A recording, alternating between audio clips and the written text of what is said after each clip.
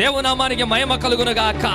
క్షయమైన ఈ శరీరం, మధ్యమైన ఈ శరీరం అమర్త్యతను ధరించుకొని, అక్షయతను ధరించుకొని, ఆమేన్, మన థియోఫనీలోనికి మనం ప్రవేశించి ఇక్కడి నుంచి ఎగిరిపోయే సమయం ఆసన్నమైంది.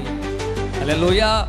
ఓ సంగమా, ఎత్తబాటు కోసం సిద్ధపడుతున్నావా? మధ్యాకాశములో ప్రభువును కలుసుకోవడానికి సిద్ధపడుతున్నావా?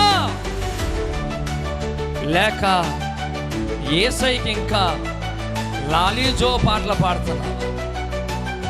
ఈ రోజున మనమందరం కూడా ఒక వాక్య వధువుగా సిద్ధపడి ప్రభువు మధ్యాకాశముకు వచ్చి మనల్ని మన పేరులతో పిలిచే సమయానికి మనమంతా ఒక సిద్ధపాటును కలిగి ఉండాలి.